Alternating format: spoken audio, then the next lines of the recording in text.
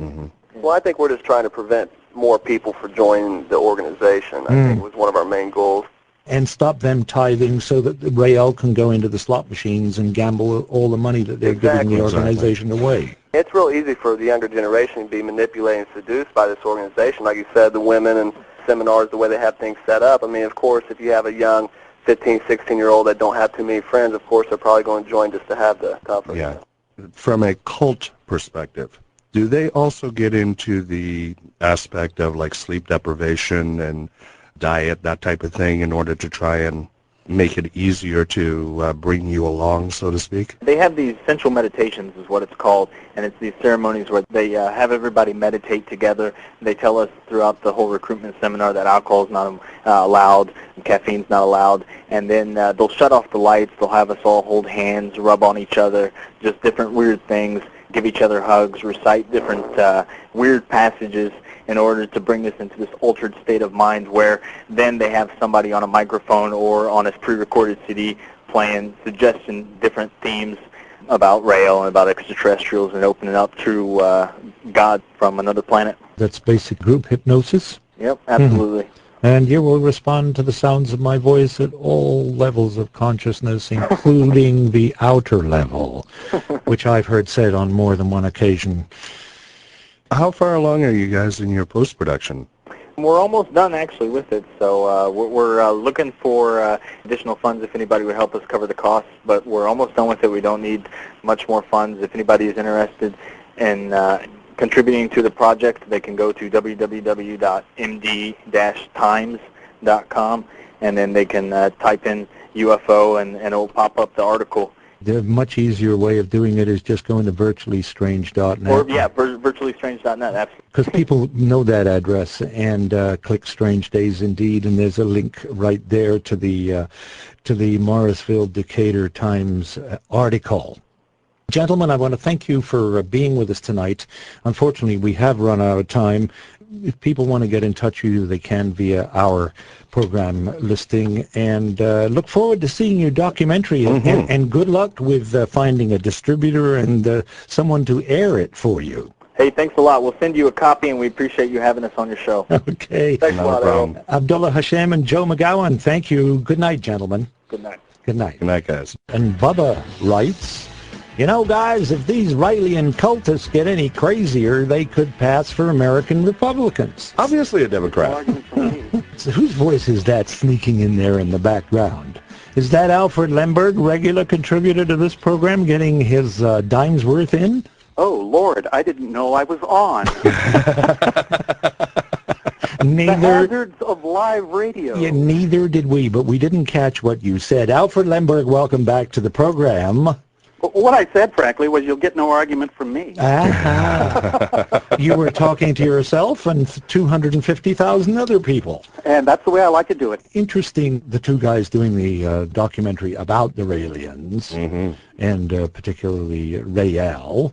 Claude Vauhillon, I believe is the way it's pronounced. Claude. Yeah, I think the thing we really have to remember about a guy like Rael is that he is the kind that is sucked in and advantaging himself in the information void that he didn't make happen. You know, the real problem underlies him, and it puts itself together in our institutions, in our unelected and elected governments and shadowy agencies. That's where the problem really lies, is the lack of forthcomingness and an information void, and sure abhors a vacuum, I understand. And rushes to fill it with sometimes not very breathable stuff. Well, vacuums aren't choosy. Yes. You know, but what created the vacuum in the first place, guys? That's what I'm trying to draw your attention to. True. We heard that, too.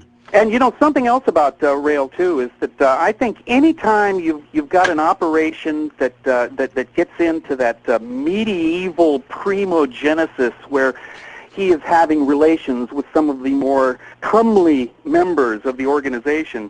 No, he's not the only one. He spreads that about, shall we say. Well, I mean, you'd have to. And didn't kings of old, in the same way, in the same manner, when they sent their sons down to sport with the more comely daughters? I think in that organization, everybody's into everybody. So it's not just him, you know? Well, based on what I heard vis-a-vis the sperm being good for the teeth, I mean, guys, seriously and honestly, not to throw a bucket of water on everybody, but, man, I got to thinking about gingivitis and rampant AIDS precursor. That's what I was thinking in terms of. If it's as bad as they say, they must be rampant with venereal disease down there. The one that you alluded to, the Children of God, that whole organization was rampant with venereal disease. But by the same token, sex is a tool for them. That's all it is in reality, because all they're doing is trying to get more members, giving Rail more money to continue this charade. Well, it's pretty much got to be a charade, and it's a shame that he has to grab a grain of truth there and turn it into some kind of sociopathic weapon that can be used on people around him. But the guy's into something there at the very basic bottom line, vis-a-vis the genetic manipulations, all that stuff that Sitchin talks about when he's talking about Sumeria and Enki and Enlil and all those strange gods. The big key with Rail is basically, let's all have a big love-in, and as long as they don't become like Heaven's Gate, I'll be a happy camper. If Rail turns around and says, here, drink this so we can be taken off the world to join a better place, oh, yeah, okay, now I've got a big problem. Okay, but prior to that, hey, it's okay, guy. Have some fun. Enjoy yourself. We've had Jonestown and Heaven's Gate.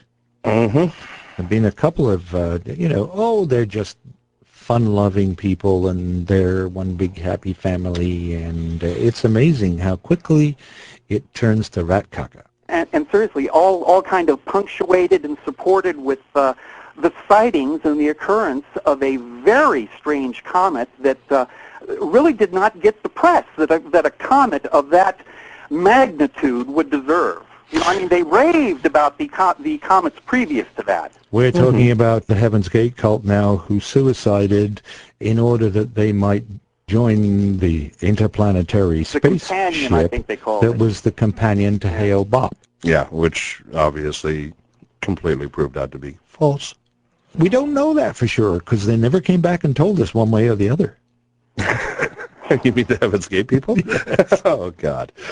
Yes. Nor the Hale-Bopp people. Like I say, that comet was acting strangely, and I'm sure Michael Wood, I betcha, would agree with me that, for such a strangely acting body hurtling through the solar system in such a strange manner that we'd had so little to say about it.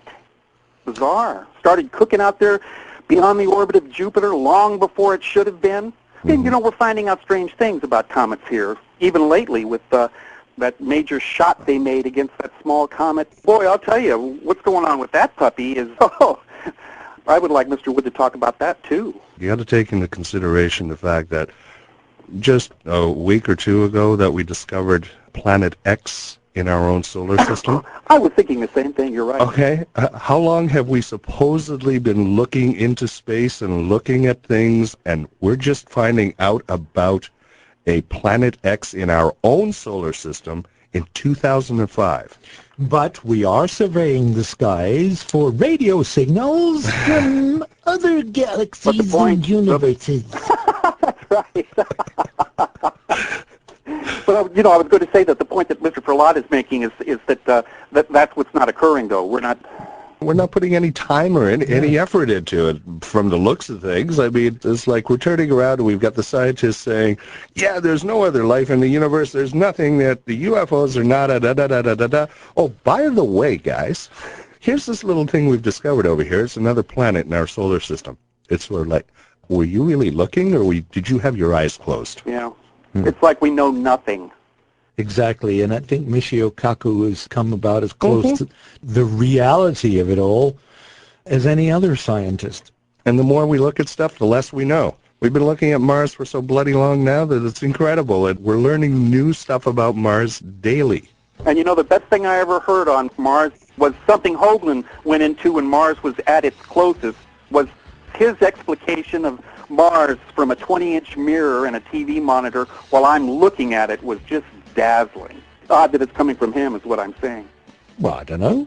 He's been fairly out there most of his life.